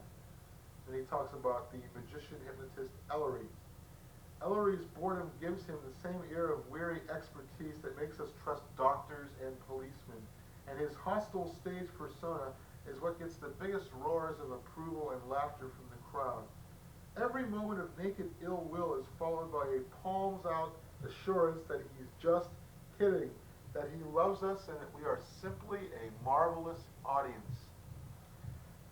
So if you're going to do the insult the audience sort of thing, you have to counterbalance it with a certain appeal to their intellect. If you're going to offend them on an emotional level, you've got to appease them on an intellectual one. If you're going to offend them on an intellectual level, your body language has to say that you are in fact appeasing them on an emotional one. But if your body language is frozen and your material is hostile, then you are going to have a very hard time of it, my friend. Now you look at Don Rickles. He mugs and leers, and he's incredibly physical, intense stalking like a panther. And even though he does this with extremely attenuated body movements, he is not a grossly physical comedian, but the subtlest things about his body language give away the fact that he's basically a bantam rooster and hence a very amusing figure of fun. He is sort of like the symbol of the insult comic. His malice is generalized, it's not particularized, and because of that, it's funny. So just remember, your body language has to carry some of the weight of what you have to say, and you can create a humorous contrast between what you're saying and what your body language is communicating, or you can ally the two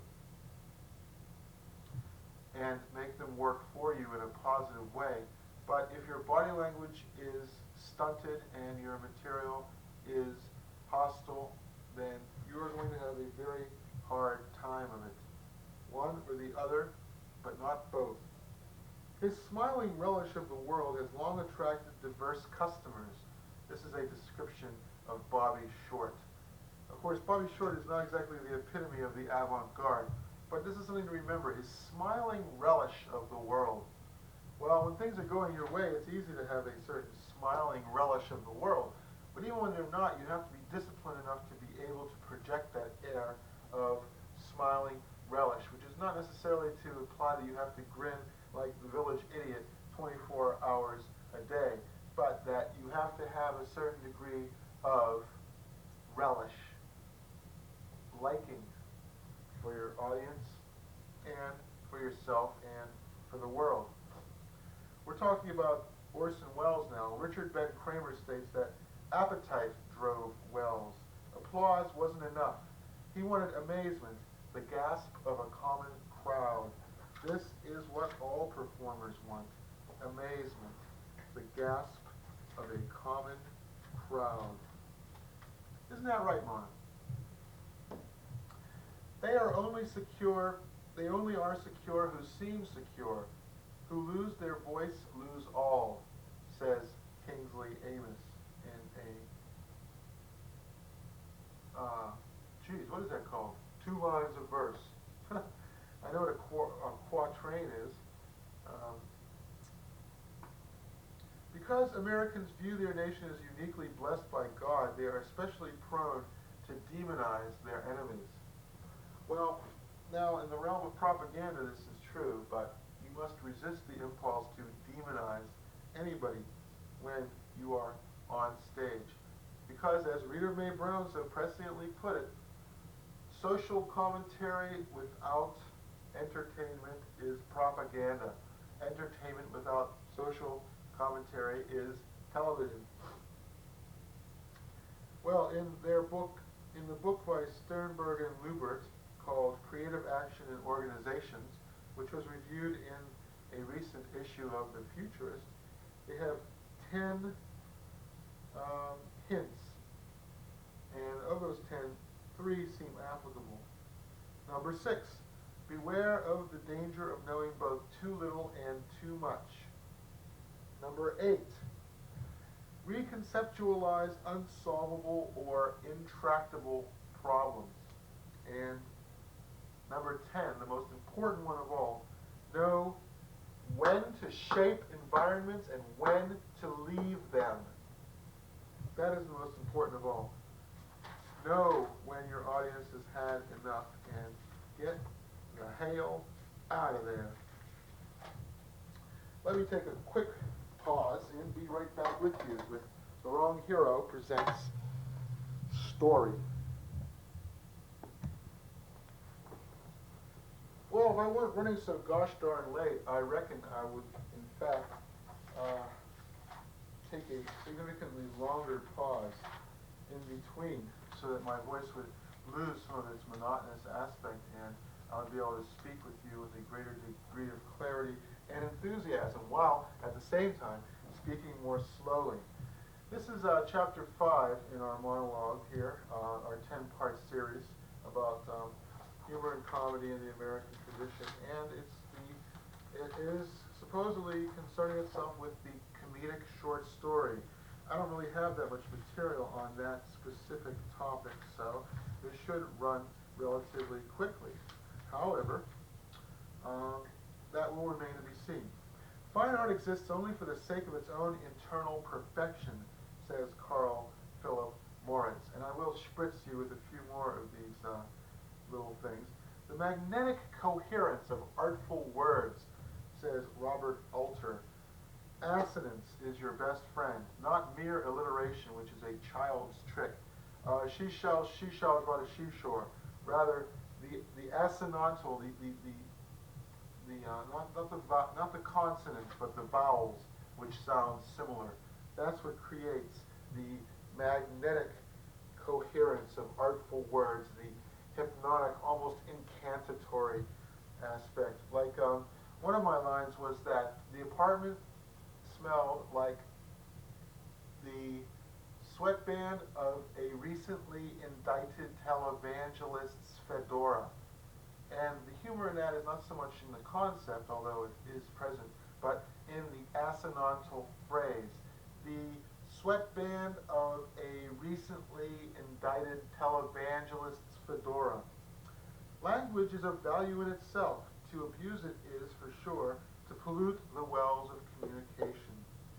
Now, Charles McGrath discusses Ross of the New Yorker, and he says, Ross's fastidiousness, his insistence that New Yorker art depict real people in recognizable situations, eventually led to something brand new. Comic art in which the artwork was intrinsic to the joke and not just an illustration. Ross never liked the term, but in effect he invented the cartoon. Well, and just as the New Yorker served that function of reconceptualizing what American humor meant in the 1920s and 30s, and Mad Magazine did the same for the 1950s, so the National Lampoon did so in the 1970s. And as the 90s are coming and going, we don't really have a national humor magazine which performs the same function, but hopefully someday soon we will. The big blowy types that dazzle editors while allowing a writer to elide from the concrete to the dubious and from the self-evident to the debatable without debate. The big lousy tropes. He's talking about Andrew Ferguson talking about Barbara Ehrenreich. Ehrenreich knows that caricature can be a verbal art with the capacity to expose an essence more quickly than a dozen arguments, but too often her fondness for exaggeration and hyperbole drags her into mere buffoonery. Beerbohm, says John Mortimer, believed that a good sense about trivialities is better than nonsense about things that matter. But In his best stories, there is more than a whisper of magic realism, a murmur, however distant, of questions about the nature of reality. Bruce J. Friedman talks about his short story writing inspiration, and he says, once in a while I get lucky and think of a story. And this is very similar to what Roseanne said about how maybe 6 times a year she gets lucky and thinks of a comedic monologue. If you get the landscape right, the story will come from the landscape, says E. Annie Prohl. And the same is true of comedic material. If you have a philosophy and you're able to encapsulate it, if you can do that, then your material will generate itself spontaneously. Edward Said defines the intellectual as someone with a vocation for the art of representing, whether in writing or in speech. Now, a comedian is not necessarily an intellectual, but he can be, and that is your vocation, the art of representing, whether in writing or in speech. How do you package a readable magazine piece? This is Fred Barnes citing Ron Javers. You break it into parts. You start each part with an anecdote. You stitch the parts together with clever transitions, and you leave it at that. And that, in fact, my friends, is also how you write a successful comedy monologue. You break it into parts. You start each part with an anecdote.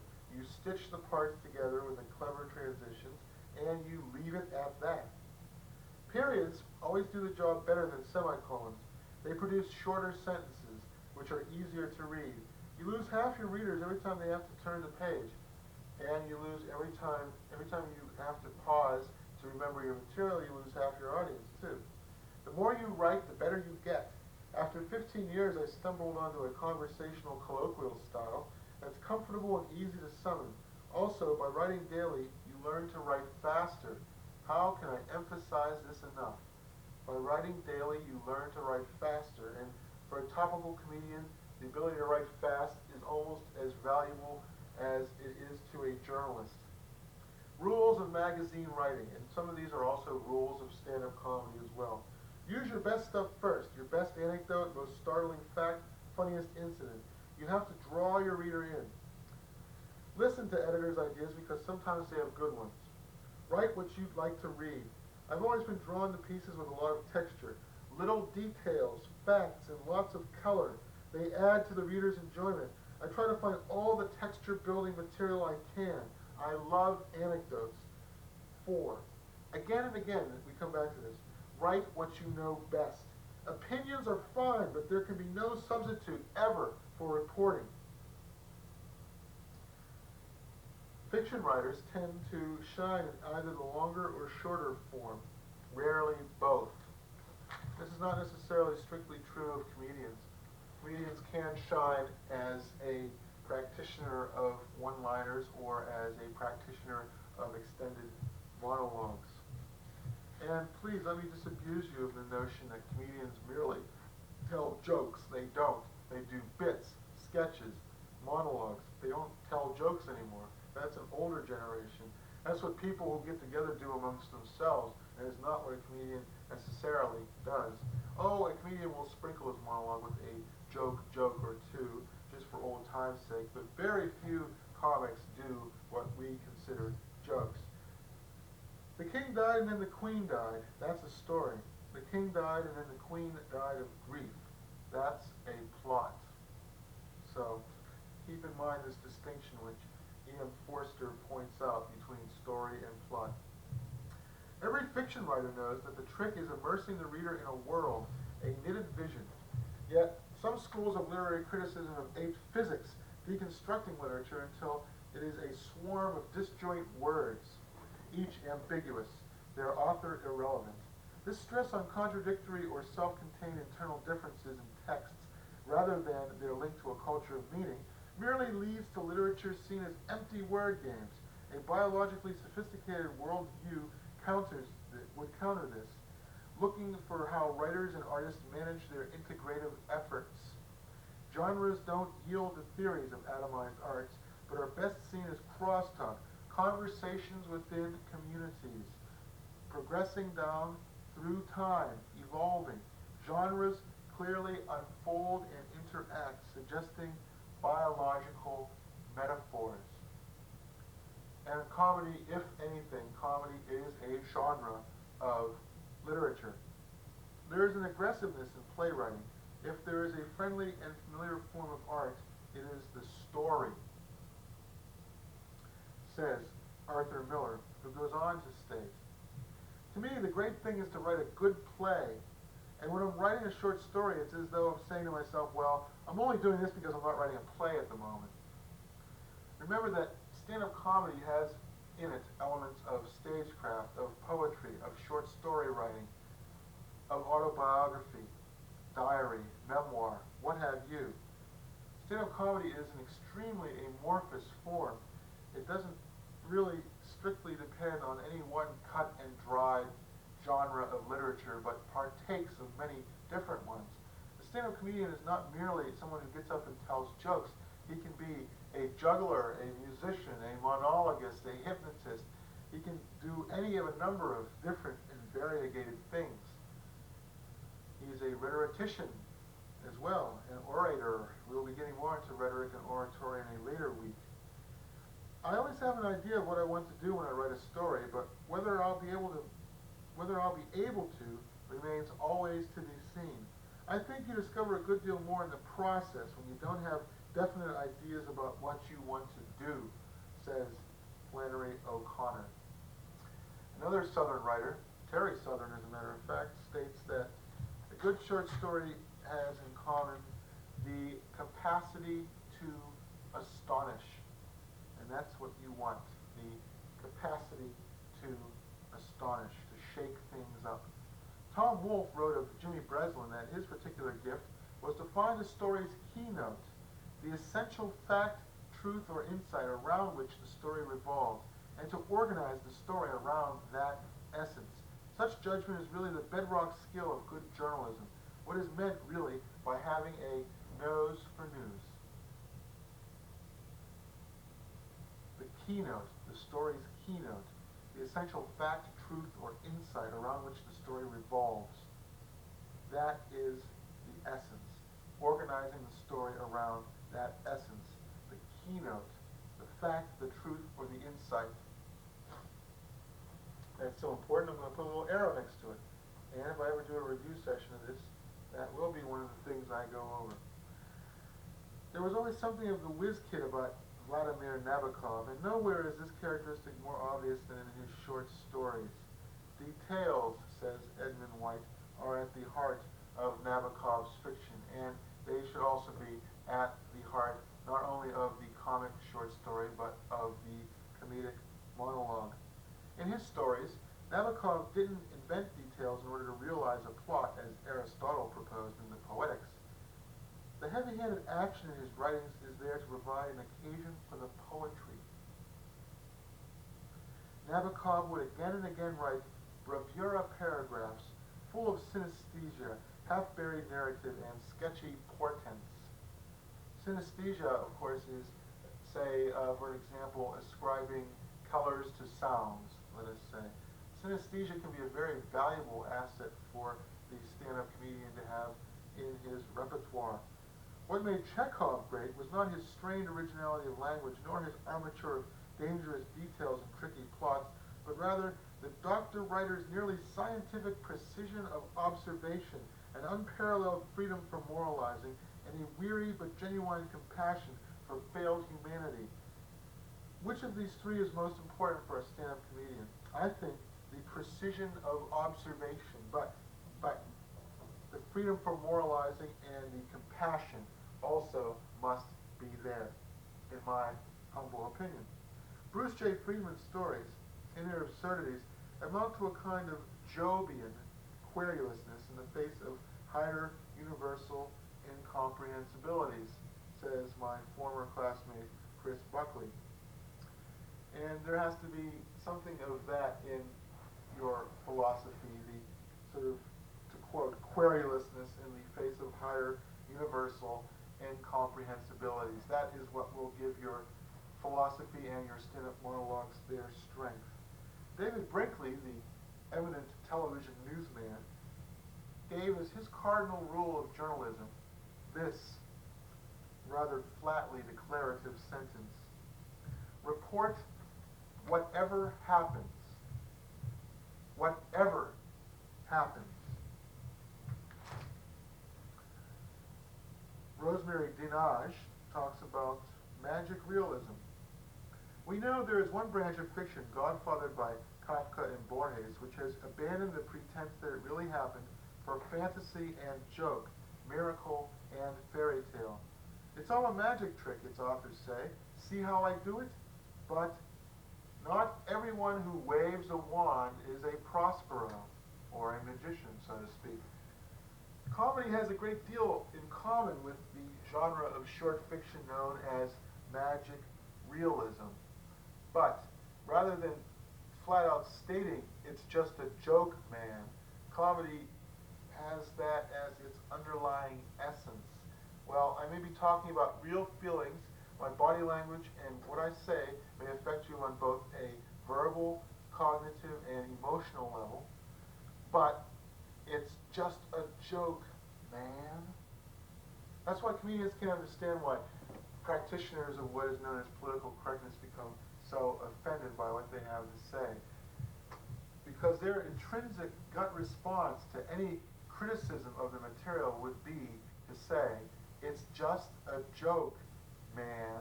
But remember what Shakespeare said, jesters oft do prophets prove. Next week, as The Wrong Hero presents Part 6, Broadcast.